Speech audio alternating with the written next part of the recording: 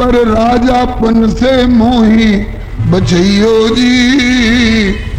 राजा बनने का शाप मत देना। आज शासक बनने के लिए लोग कितनी कितनी क्या क्या युक्ति और पाप कर रहे हैं। राजापन से हमें बचा देना महाराज, राजा मत बनाना। और साप दीजो पर राजापन ते मोही बचैयो जी। दूसरा, कीजो मत चांडाल, हमें स्वपच चांडाल भंगी, इसको इधर डोम बोलते, मत बनाइएगा। कीजो मत चांडाल मुने। और तीसरा, मत दासी पुत्र बनियो जी। राजा बनने का शाप मत देना, चांडाल बनने का शाप मत देना, और दासी पुत्र बनने का शाप मत देना। रोष भरे मांडव्य कहे इन तीनों रूप में जइयो जी। मृत्यु लोक के वासी होके 100 वर्ष बितइयो जी। जिन तीनों से तुम घबरा रहे हो, इन्हीं तीनों रूपों में तुम्हें जन्म लेना पड़ेगा 100 वर्ष के लिए। अब तो साप शीश धरि धर्मराज पुनि। धर्मराज जी ने साप को शिरोधार्य किया और फिर प्रार्थना करने लग गए। साप शीश धरि धर्मराज पुनि बिनती दीनी ठान जी। जिनके सन्मुख घुटने टेकी जमराज पकड़े कान जी। बच्चे का सुधार कर देता है।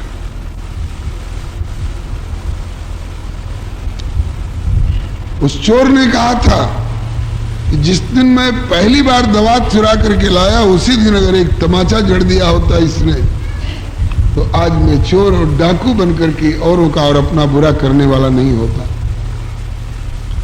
तो बच्चों की गलती पर माता पिता तमाचा भी जड़ देते हैं, और जब बच्चा भयभीत होकर के और कबूल कर लेता है कि हाँ मुझसे भूल हुई है और आगे से ऐसी भूल नहीं करूंगा, हिलकी ले लेके रोने लग जाता है चोट से, तमाचा से, तो माता पिता फिर पुचकारते भी हैं, अच्छा चुप रहो, अब से ऐसी गलती नहीं करोगे ना। बोले नहीं, ले मिठाई ले ले, उसकी प्रिय वस्तु देकर के फिर उसको मना भी लेते हैं। ये नीति की बात है। इसको गोस्वामी जी ने मानस में लिखा। नाथ प्रभु ने कर सहज सुभाव, नाथ प्रभु ने कर सहज सुभाव। शासत करी पुनि करई पसाऊ, शासत करी पुनि करई पसाऊ। हे नाथ, प्रभुओं का, गार्जियनों का, शासकों का ऐसा स्वभाव होता है कि भूल पर पहले शासत करते हैं, दंड देते हैं, निग्रह करते हैं, और फिर भूल कबूल कर लेने पर अब से ऐसी भूल नहीं करूंगा के वादा करने पर फिर करई पसाओ।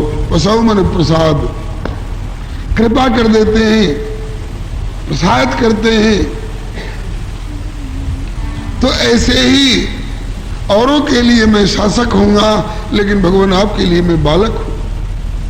यमराज जी बोल रहे हैं, धर्मराज जी बोल रहे हैं मांडव्य ऋषि से, औरों के लिए मैं शासक होऊंगा, लेकिन आपके लिए मैं बालक हूं। मेरे द्वारा गलती हुई, आपने सांप का तमाचा लगा दिया, शासक हो गई, अब करही पसाओ, अब प्रसाद, अब कृपा करो भगवान, इस निग्रह को अनुग्रह के रूप में परिणत करो। मैं अपनी भूल कबूल करता हूं, आगे से ऐसी भूल नहीं करूंगा। बलिहारी, भूल कबूल कर ली मैंने, अब प्रभु हरहु विषाद जी, क्योंकि बड़े लोग सासत करके पुण्य देवे कृपा प्रसाद जी। द्रवित भय मुनि देख दीनता, सुन विनम्र फरियाद जी। निग्रह में किए अनुग्रह करके प्रभु को याद जी। जब विनम्र प्रार्थना की भूल कबूल करते हुए यमराज जी ने, तो मुनि को दया आ गई उनकी दीनता देख करके, और बोले कि धर्मराज, भूल सबसे होती है, लेकिन भूल कबूल कर लेने वाला कल्याण का भागी होता है, और भूल करने के बाद भी भूल कबूल नहीं करने वाला, बल्कि और भूल पर भूल करते जाने वाला, एक भूल को छिपाने के लिए और 10 प्रकार की भूल करने वाला, वो अपराधी कहा जाता है। आपने अपराध नहीं किया है जानबूझ करके, आपसे भूल हुई है। अरे नल पर गए पानी लेने के लिए, हमारा ध्यान टोटी पर था, नीचे की काई पर हमारा ध्यान नहीं था।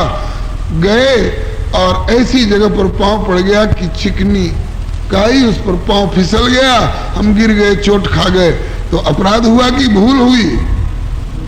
इसको भूल कहते। फिसल जाना, जानबूझकर नहीं फिसला जाता है, अनजान में भूल हो गई, फिसल गए, ये अपराध नहीं है। लेकिन इस हाँ भूल हो गई, अब से मैं बच करके जाऊंगा,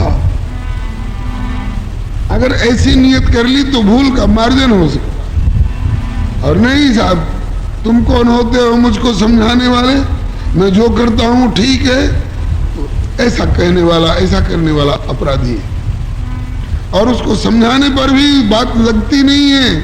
गोस्वामी जी ने कहा है कि ऐसे लोगों को समझाने की कोशिश भी नहीं करनी चाहिए।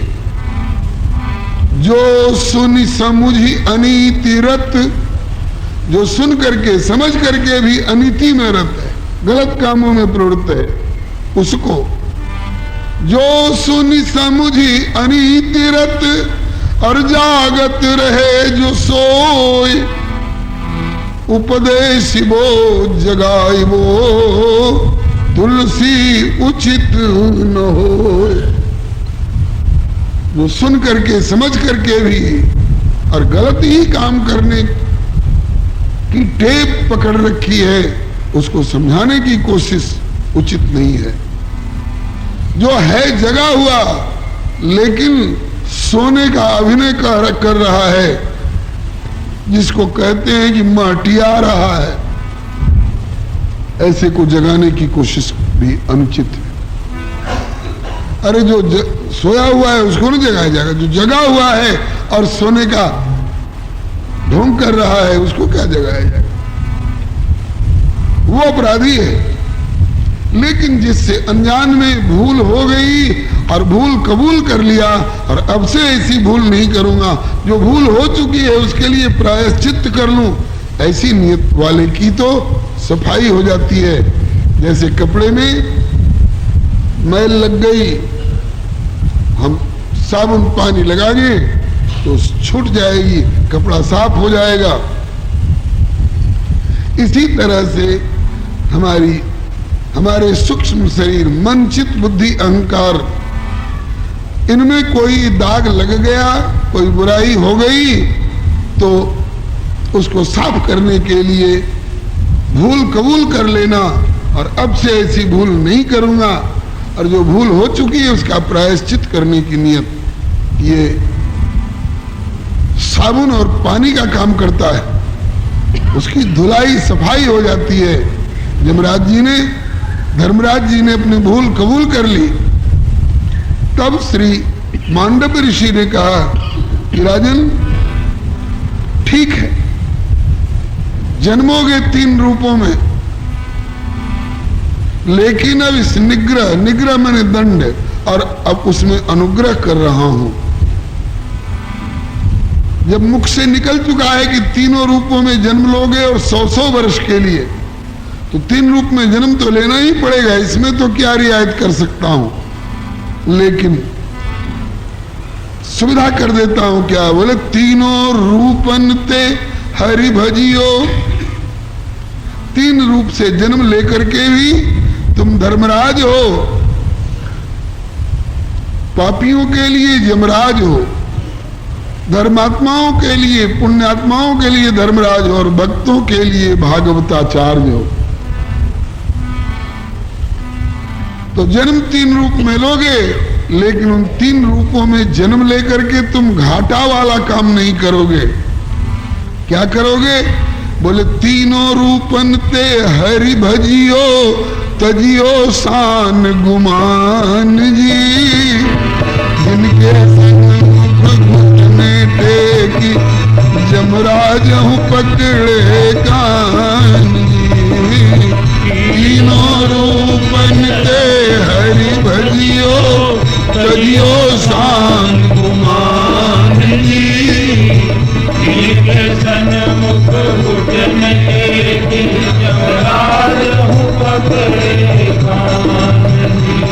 मांडव्य चरित है अतिशय अद्भुत, को कर सके बखान जी। जिनके सन्मुख घुटने टेकी जमराज हूँ पकड़े कान जी। मांडव्य चरित है अतिशय अद्भुत, को कर सके बखान जी। जिनके सन्मुख घुटने टेकी जमराज हूँ पकड़े कान जी। अब साप को अनुग्रह करने वाली बात और स्पष्ट खोल रहे हैं। हे धर्मराज जी, आप 3 रूप में जन्म लोगे, लेकिन तीनों रूप से भगवान की भक्ति करोगे। भक्ति करने के लिए तो देवता लोग भी तरसते हैं कि हमारा जन्म भारतवर्ष में हो, मनुष्य का शरीर मिले और हम भगवान की भक्ति करें। तो ये एक अवसर मिल गया। और सुनहु देव जग में जीवन में सबसे होती भूल जी। सुनहु देव जग में जीवन में सबसे होती भूल जी। भली बात अब बन गई, तुमने कर ली भूल कबूल जी। भली बात अब बन गई, तुमने कर ली भूल कबूल जी। भली बात ये बन गई कि आपने भूल कबूल कर ली। और अब बारी बारी अब रियायत कर रहे हैं। क्या? बारी बारी आते तो रहते बरस 300 झूल जी। बारी बारी आते तो रहते बरस 300 झूल जी। अब एक साथ त्रय रूप प्रगट, भुगतइयो ब्याज और मूल जी। अब एक साथ त्रय रूप प्रगट, भुगतइयो ब्याज और मूल जी।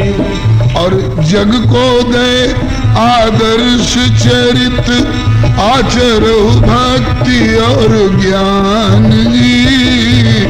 जिनके सन्मुख घुटने टेक जमराज हूँ पकड़े कान जी।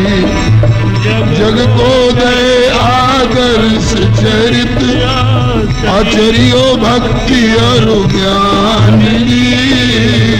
इनके सन्मुख घुटने टेक जमराज हूँ पकड़े कान जी। धर्मराज जी, आपने भूल कबूल कर ली, इसलिए रियायत अब कर रहा हूं। क्या वैसे अगर आते तो मेरे शाप के अनुसार पहले 100 वर्ष के लिए राजा बनते, 100 वर्ष पूरा होने के बाद वो शरीर छोड़ते और फिर फिर दोबारा 100 वर्ष के लिए जन्म लेते तो दासी पुत्र बनते। उसमें भी 100 वर्ष रहने के बाद फिर वो शरीर छोड़ करके तीसरी बार जन्म लेते तो 100 वर्ष के लिए चांडाल बनते। इस प्रकार 300 वर्ष लग जाते। लेकिन रियायत अब ये कर रहा हूं कि तुम देव स्वरूप हो। देवताओं में यह क्षमता होती है एक साथ अनेक स्थानों में अनेक रूपों से ये काम साधते हैं। तो रियायत ये कर देता हूं कि एक ही साथ तीनों रूपों में तुम जन्म लोगे। राजा भी बनोगे, दासी पुत्र भी बनोगे और स्वपक्ष भी बनोगे। और 100 वर्ष के अंतर्गत ही तीनों रूपों से 100 वर्ष एक साथ रह लोगे तो 300 वर्ष का भुगतान तुम्हारा 100 वर्ष में पूरा हो जाएगा। ये रियायत कर दी। ये निग्रह को अनुग्रह के रूप में परिणत किया और इन तीनों रूप से प्रकट होकर के और तुम भक्ति ज्ञान वैराग्य पूर्वक जो सुंदर सुंदर आचरण करोगे वह और तुम्हारे इर्द गिर्द के प्राणियों का, चाहे देश भेद से इर्द गिर्द वाले हो चाहे काल भेद से इर्द गिर्द वाले हो, तुम्हारे परवर्ती लोगों को तुम्हारे इन चरित्रों से उपदेश मिलेगा।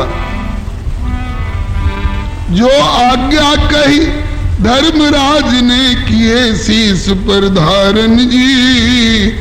मुनि के शाप को और मुनि के इस अनुग्रह को सिर पर धारण किया श्री युधिष्ठिर जी महाराज ने, श्री धर्मराज जी ने। जो आज्ञा कही धर्मराज ने किए शीश पर धारण जी। समय पाए के 3 रूप में प्रगटे साप निवारण जी। कौन कौन रूप में? राजा बने, भूप युधिष्ठिर रूप वही धर्मराज जी। 5 पांडवों में से सबसे बड़े धर्मराज युधिष्ठिर के रूप में अवतरित हुए। इतना सुंदर आदर्श चरित्र है कि यदि जासूसी उपन्यासों से और चरित्रहीन बनाने वाली पत्रिकाओं से और चरित्रहीन बनाने वाले चलचित्र और आपके घर के दूरदर्शन के गंदे गंदे चित्रों से फुर्सत लेकर के और अपने इन आर्ष ग्रंथों के रामायण महाभारत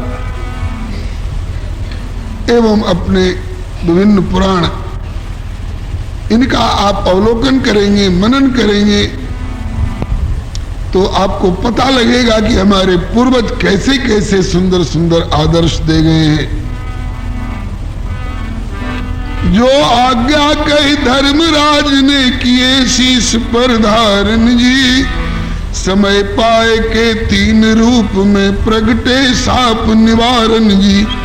भूप युधिष्ठिर रूप स्वपक्ष वाल्मीकि रूप जगतारण जी। और विदुर रूप में दासी सुत भय भक्तन कारज सारण जी। ये तीनों हैं आदर्श अनुपम अपने अपने स्थान जी। उठने टेक जमराज हूँ पकड़े कान जी। ये तीनों हैं आदर्श अनुपम अपने अपने स्थान जी। इनके सन्मुख घुटने की जमराज हूँ पकड़े कान। मांडव्य चरित्र है अतिशय अद्भुत को कर सके बखान जी। जिनके सन्मुख घुटने टेकी जमराज हूँ पकड़े कान जी। मांडव्य चरित्र है अतिशय अद्भुत को कर सके बखान जी। इनके सन्मुख घुटने टेकी जमराज हूँ पकड़े कान जी। श्री भक्तवत्सल भगवान की जय। ये तीनों आदर्श हैं, हमारी संस्कृति की धरोहर हैं, हमारे लिए आलोक स्तंभ हैं, हमारे लिए प्रेरणा स्रोत है। युधिष्ठिर जी का चरित्र कितना उदात्त, कितना अपनाने योग्य है। जिस दुर्योधन ने इनका सर्वस्व अपहरण करके जंगल में निकाल दिया है, शर्त लगाई है 12 वर्ष का वनवास और 1 वर्ष का अज्ञातवास भुगत के आओ तब तुम्हारा हिस्सा देंगे, और उसमें भी अज्ञातवास की वर्ष भर की अवधि में यदि पहचान लिए गए तो फिर 12 वर्ष का वनवास।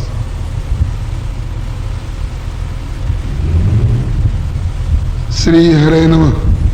बेचारे पांडव गरीब में जंगल में गुजारा कर रहे हैं, झोपड़ी बना करके, और वहां इन 5 पांडवों की और कुंती माता की छाती पर कोदो दरने के लिए, छाती में कील ठोकने की भावना से, इनको चिढ़ाने के लिए अपना लाव लश्कर लेकर के गया।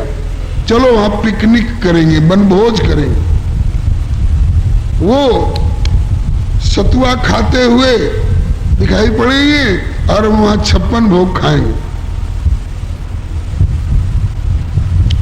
इंद्र से दुर्योधन का यह अन्याय नहीं सहा गया। इंद्र ने चित्रसेन नाम के गंधर्व को भेजा, जा दुर्योधन को उसके समस्त सहायक और उसके परिकरों समेत बंदी बनाकर घसीट कर ले आओ। जैसे जानवरों को रस्सी में बांधकर घसीट कर लोग ले जाते हैं। चित्रसेन आया और पूरे परिकर समेत दुर्योधन को बांध करके और घसीट कर ले जाने लगा। लोगों ने कहा, उसके पक्ष वालों ने कहा, हाय अब तो हम गए, अब क्या करना चाहिए? अरे कहा कि युधिष्ठिर भैया के यहां खबर भेजो।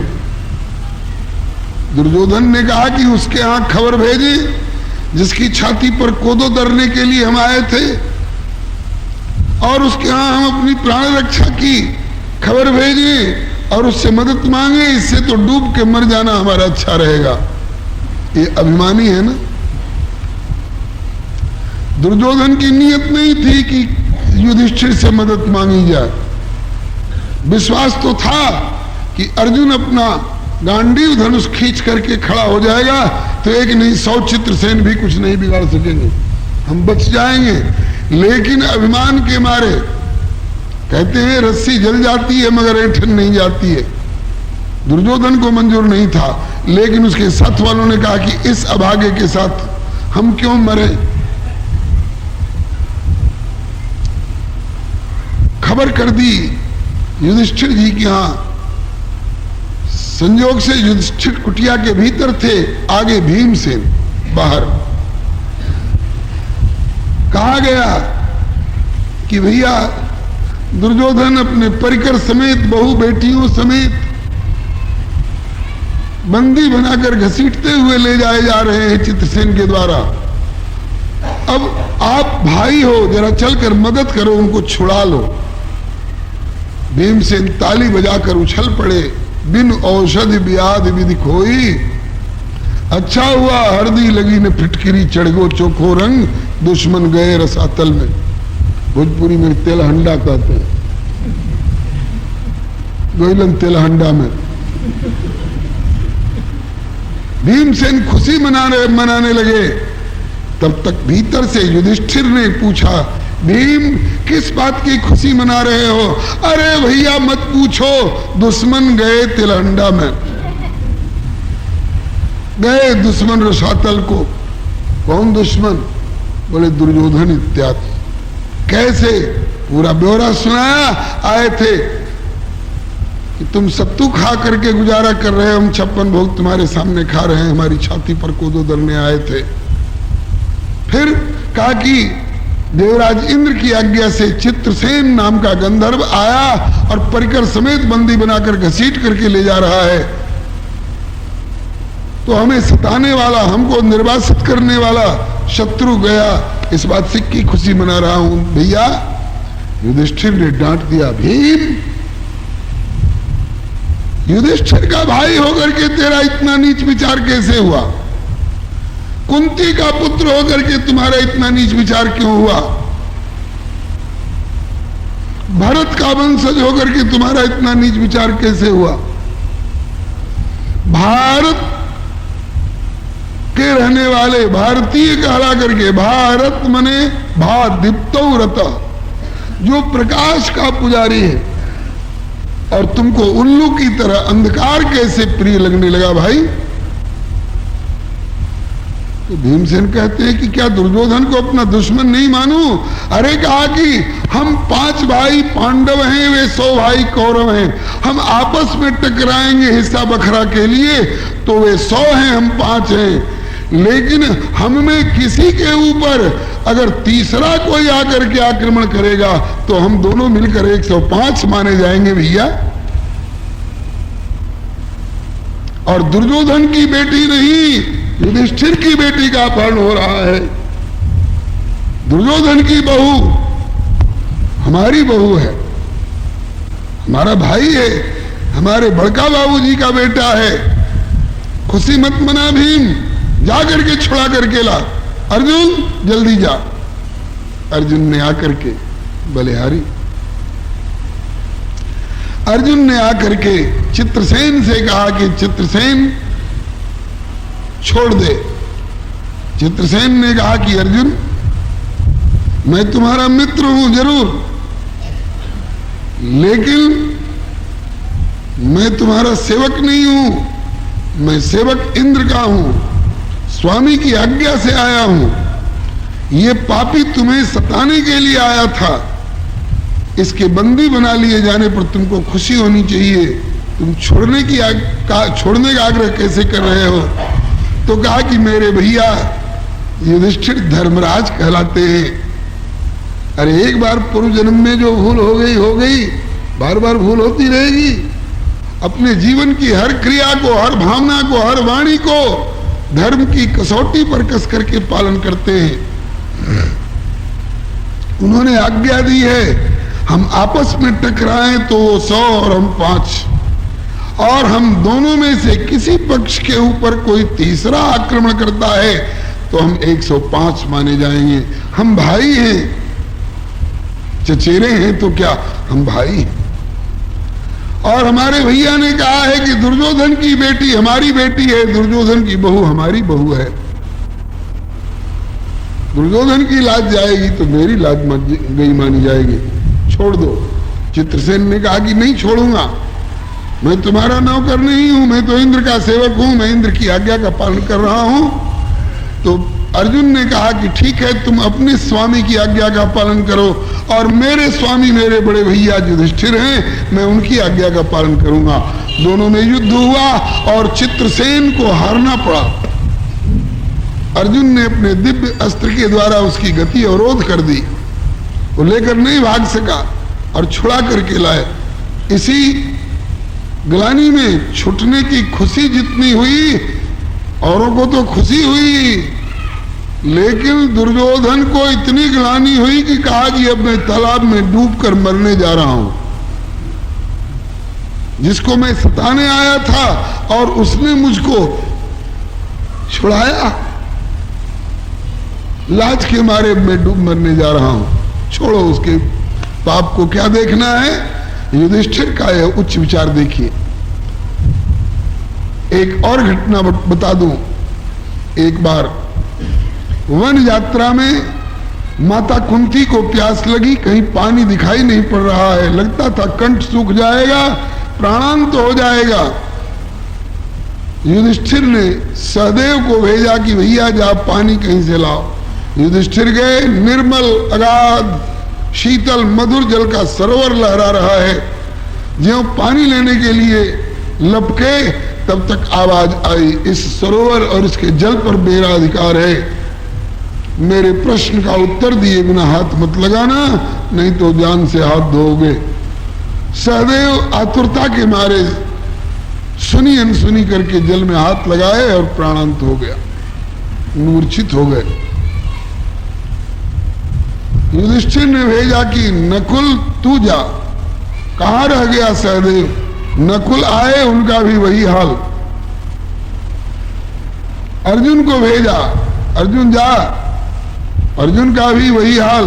भीम गए, भीम का भी वही हाल।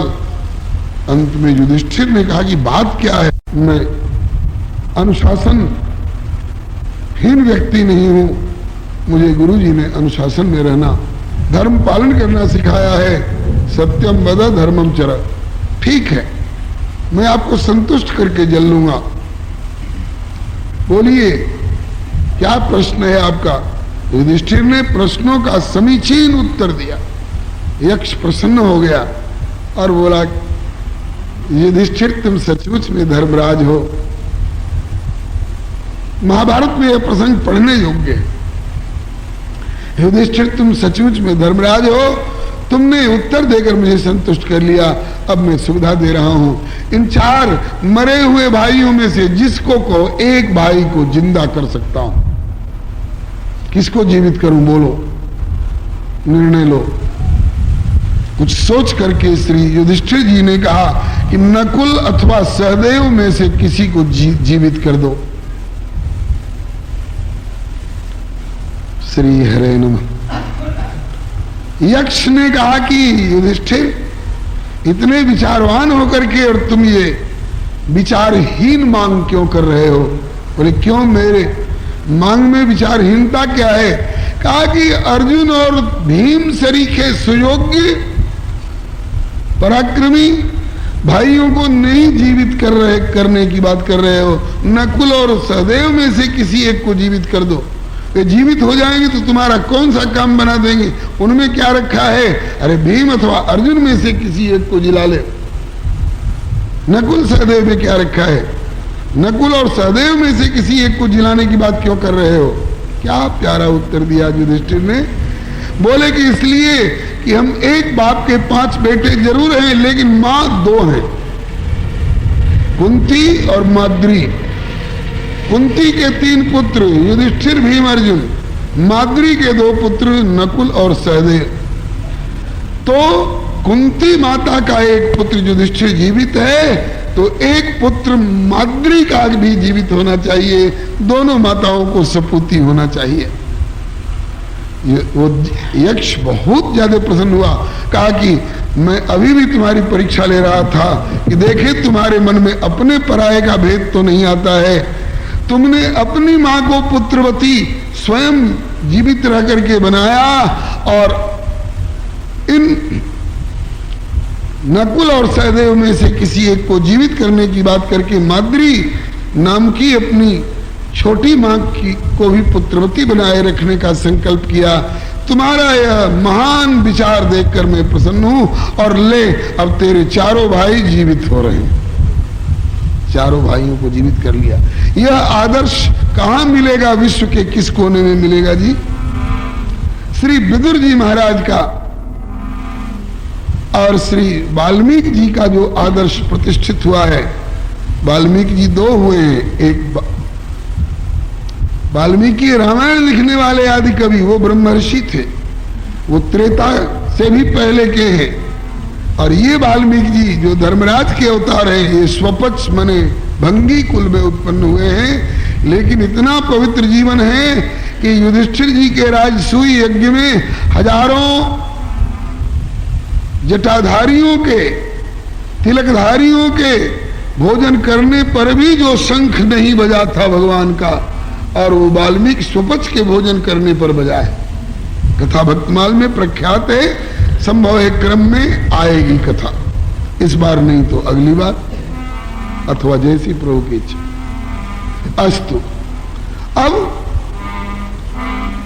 ये तीनों हैं आदर्श अनुपम। कौन कौन? युधिष्ठिर, विदुर और स्वपक्ष वाल्मीकि। ये तीनों हैं आदर्श अनुपम, अपने अपने स्थान जी, जिनके सन्मुख घुटने टेकी यमराज हूँ पकड़े कान जी। ये तीनों हैं आदर्श अनुपम अपने अपने स्थान जी।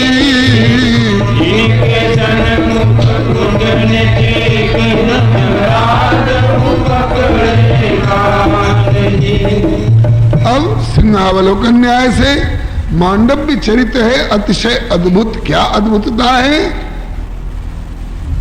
सिपाहियों ने निर्दोष ऋषि को दोषी साबित किया, उन पर कोई रोष नहीं, और राजा ने बिना विचारे सूली का दंड दिला दिया, उस पर कोई रोष नहीं। और कौशिक ब्राह्मण के शरीर से लगकर सूली थोड़ी हिल गई तो उसको सूर्योदय होते ही प्राणांत का शाप। और फिर यमराज जी के यहां जाकर के यमराज जी को शाप। एक तरफ तो क्षमा की हद दिखाई पड़ती है तो दूसरी तरफ रोष पराकाष्ठा पर दिखाई पड़ रहा है। तितिक्षा पराकाष्ठा की है, सूली जैसा दंड भी सह गए, आ उफ तक नहीं किए, और थोड़ी सी हिलने से पीड़ा हुई तो इसे व्यथा मान लिए। अब इससे हमको क्या मिला? रे मन मुनि मांडव्य चरित पर कीजिए जरा विचार जी।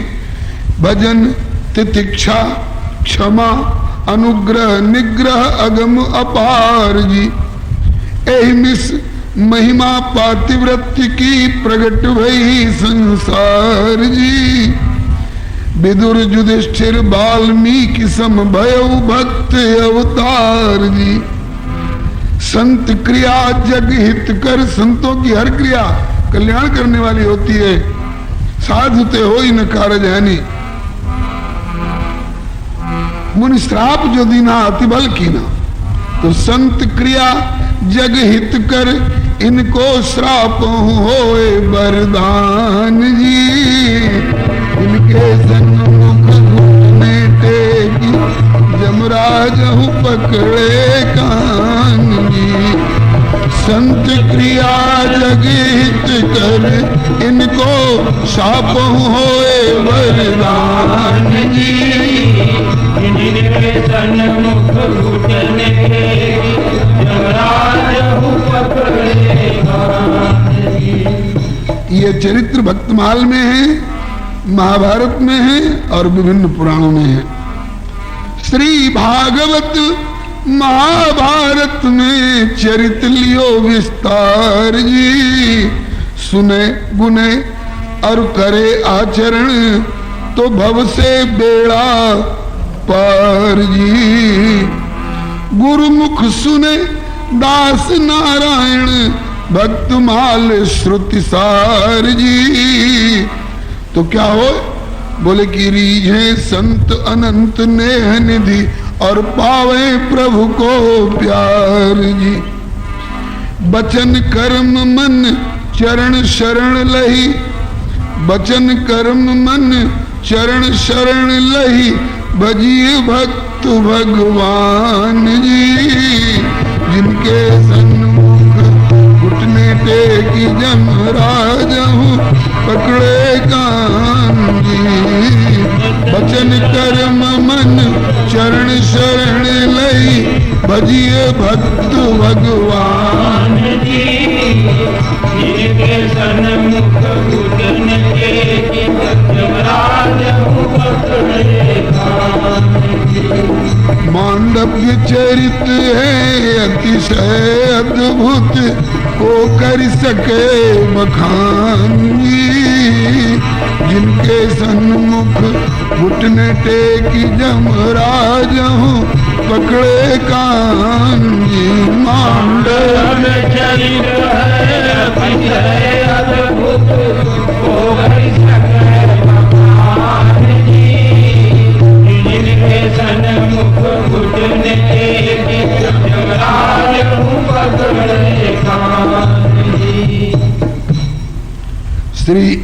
मांडव्य जी महाराज की जय, श्री धर्मराज जी महाराज की जय, श्री युधिष्ठिर जी महाराज की जय, श्री विदुर जी महाराज की जय, श्री वाल्मीकि जी महाराज की जय।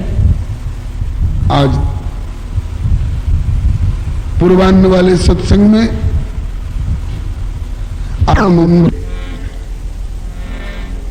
लोगों को सुखी किया, वो मंदाकिनी गंगा अब भी वहां के प्राणियों को सुखी करती है। दूसरी घटना, पतिव्रता शैव्या शांडिली के पति को शाप दिया मांडवी ऋषि ने कि सूर्योदय होते ही उसका प्राणांत होगा। शांडिली ने सूर्योदय होना रोक दिया तो माता अनसुईया ने उन्हें समझा करके सूर्योदय होने दो देवी, एक अपने सौभाग्य सुख के पीछे सारे विश्व को दुखी करना ठीक नहीं है, तुम्हारे पति को मैं पुनर्जीवन दान करूंगी। और किया।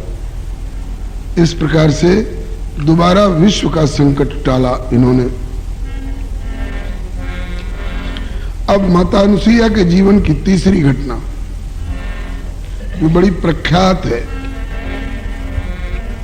एक समय मुनि नारद जी ने अद्भुत खेल रचायो, एक समय मुनि नारद जी ने अद्भुत खेल रचायो, उमा रमा ब्रह्माणी को घर घर जाके उकसायो मतारी। नारद मुनि की बात जगी, इस पर धाती नूर भाई, परमेश्वर जिनके पुत्र हो गए आप यह कथा अनोखी परम सती अनसुईया की अति प्यारी, परमेश्वर जिनके पुत्र हो गए आप बनी महतारी। यह कथा अनोखी परम अनसुईया की अति प्यारी, परमेश्वर जिनके पुत्र हो गए आप बनी महतारी। एक बार देवऋषि नारद जी ने उमा रमा ब्रह्माणी को जाकर उसका दिया, कहीं उसका दिया कहते हैं, कहीं उकसा दिया कहते हैं, छेड़ दिया, प्रेरित किया। आप लोग पतिव्रता कहलाती हो, ठीक है, लेकिन पतिव्रताओं में इस समय शिरोमणि स्थान अत्रि ऋषि की पत्नी अनसुईया जी का माना जाता है। उमा पार्वती शंकर जी की पत्नी, रमा लक्ष्मी जी भगवान विष्णु की पत्नी, एवं ब्रह्माणी परमेष्ठी पद आसीन ब्रह्मा जी की पत्नी। तीनों से जाकर नारद जी ने ऐसा कहा, आप पतिव्रता हो ठीक है, लेकिन पतिव्रताओं में शिरोमणि स्थान इस समय अनसुईया जी का माना जा रहा है। तीनों तमक गई हैं, लोक में मानी जाती होंगी, हम लोक में नहीं हैं, हम परलोक में। भूतल में मानी जाती होंगी, हम भूतल में नहीं हैं, हम ब्रह्मांड के शीर्षस्थ स्थान पर हैं। हमसे बढ़ चढ़ करके कैसे हो जाएंगे? आप लोग सोच रहे होंगे कि नारद जी ने ये झगड़ा क्यों खड़ा कर दिया।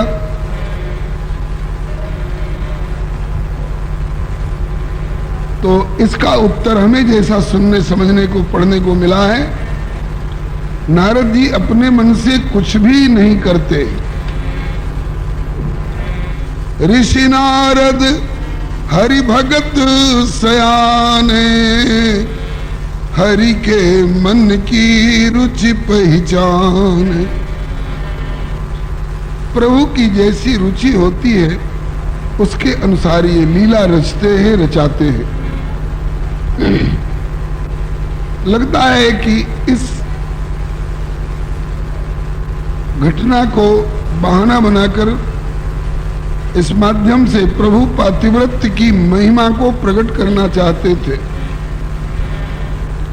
त्रिदेवों का त्रिदेवत्व, त्रिदेवियों का त्रिदेवित्व अपनी अपनी जगह पर बहुत ऊंचा स्थान रखता है, लेकिन पतिव्रता के अर्थ में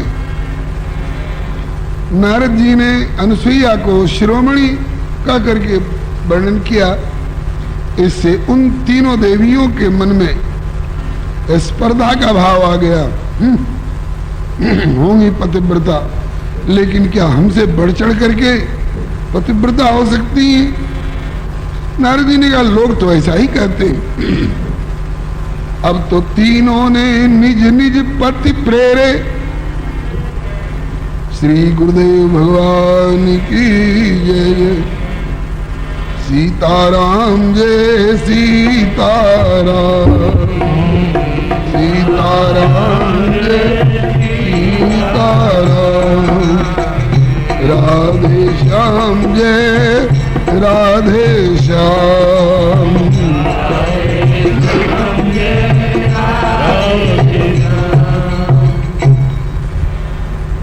एक समय मुनि नारद जी ने अद्भुत खेल रचायो, उमा रमा ब्रह्माणी को घर घर जाके उकसायो।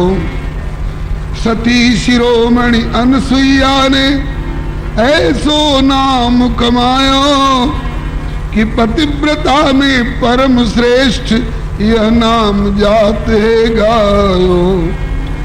सुनि नारद मुनि की बात जगी, स्पर्धा तीनन और भारी। परमेश्वर जिनके पुत्र हो गए, आप बनी महतारी। सुनि नारद मुनि की बात जगी, स्पर्धा तीनन और भारी। परमेश्वर जिनके पुत्र हो गए, आप बनी महतारी।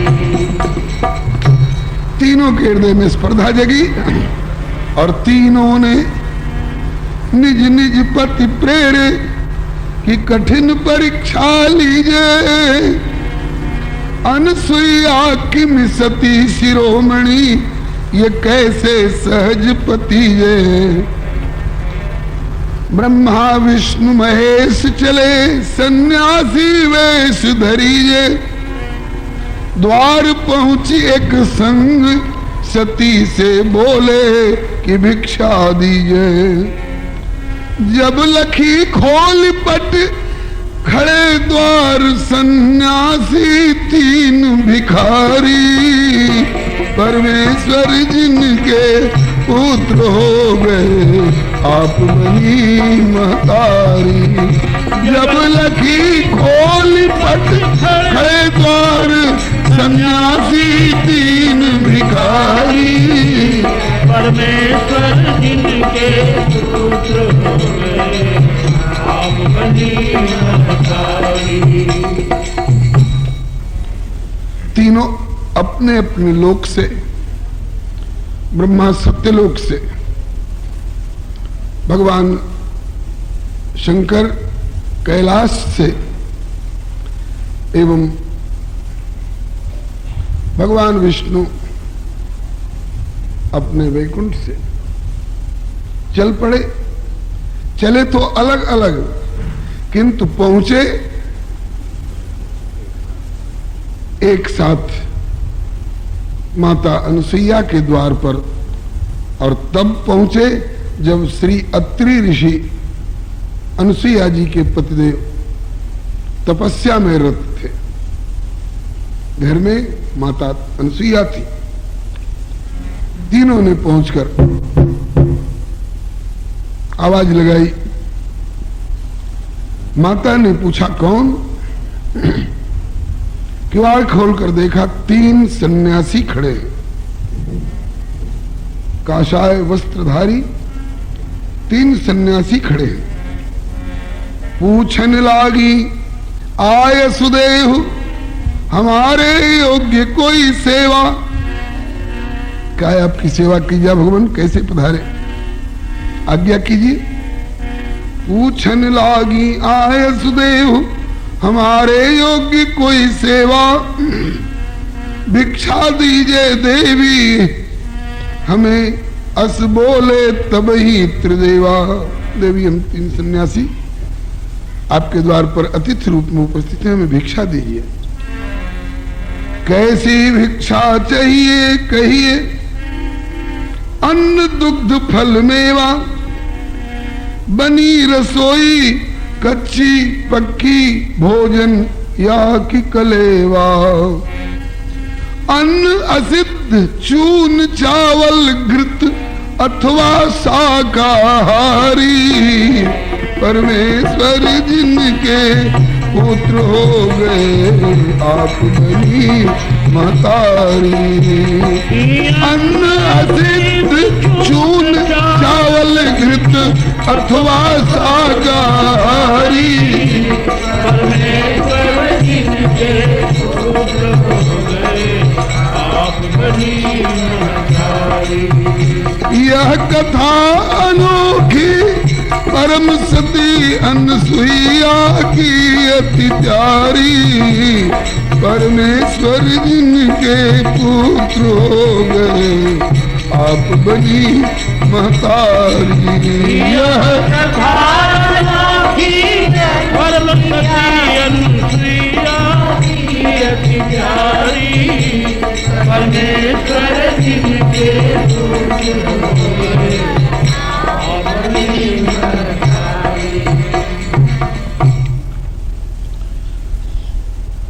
क्या आज्ञा है भगवान, क्या सेवा करूं?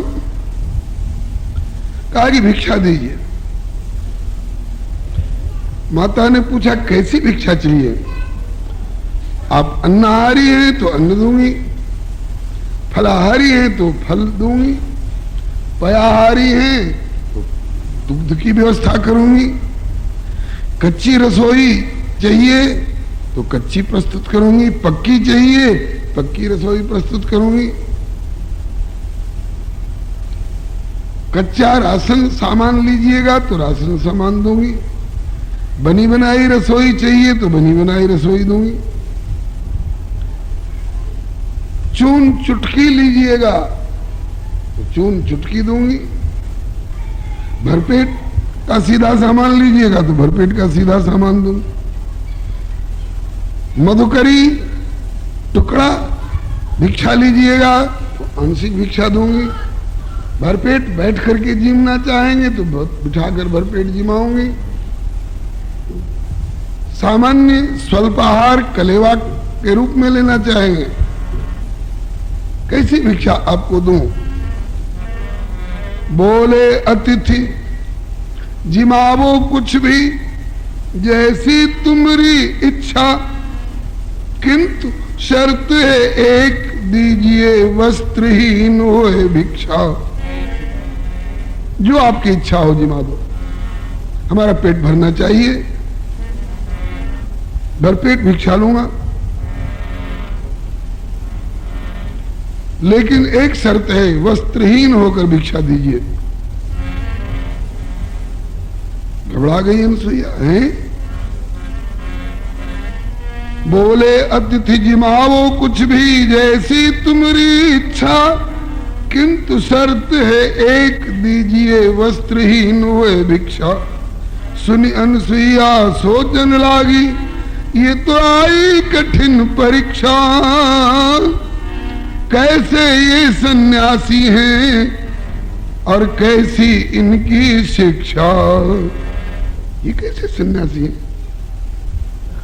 सन्यासी के लिए तो नियम है कि किसी स्त्री के सामने न जाए, जाए तो उनसे बात नहीं करें।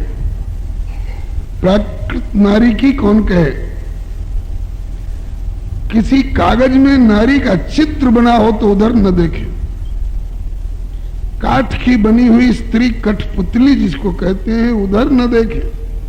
और ये कैसे सन्यासी हैं कि एक पतिव्रता नारी से कहते हैं वस्त्रहीन होकर के भिक्षा दो, नग्न होकर के भिक्षा दो।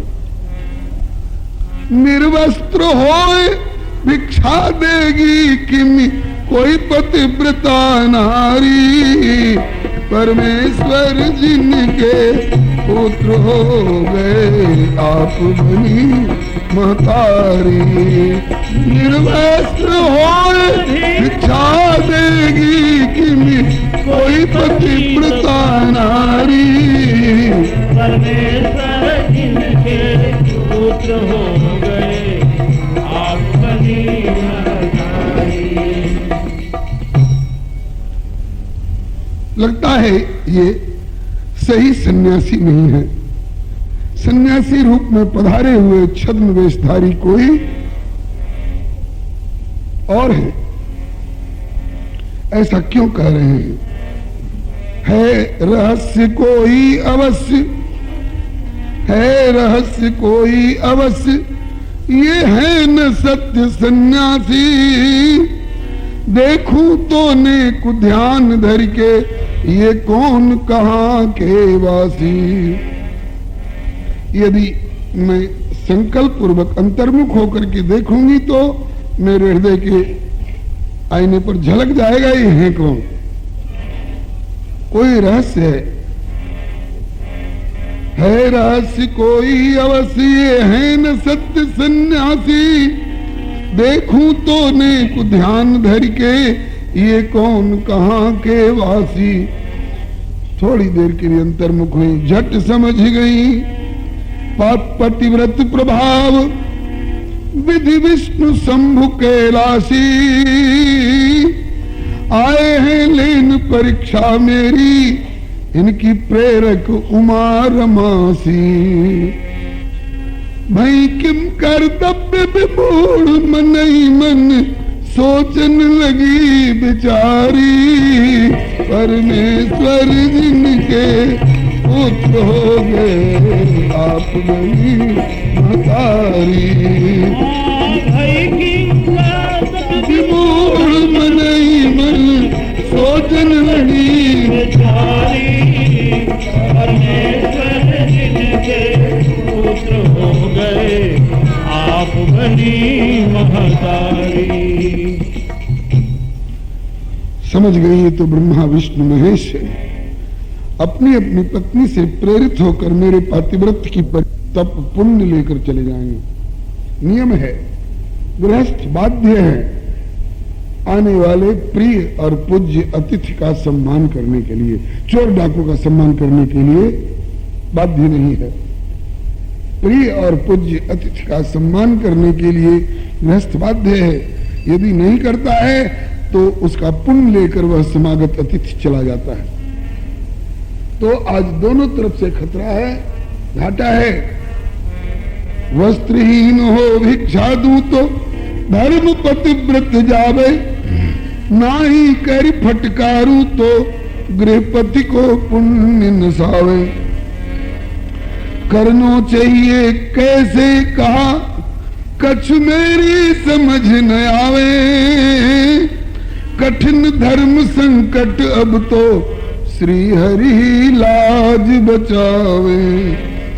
अब तो भगवान ही लाज बचा सकते हैं। मन ही मन शरणागत करके पति की सूरत संहारी। परमेश्वर जिनके पुत्र हो गए आप बनी महतारी। मन ही मन शरणागत करके पति की सूरत संहारी। परमेश्वर जिनके पुत्र हो गए आप बनी महतारी। यह कथा अनोखी परम सती अनसुईया की अति प्यारी, परमेश्वर जिनके पुत्र हो गए, आप बनी महतारी।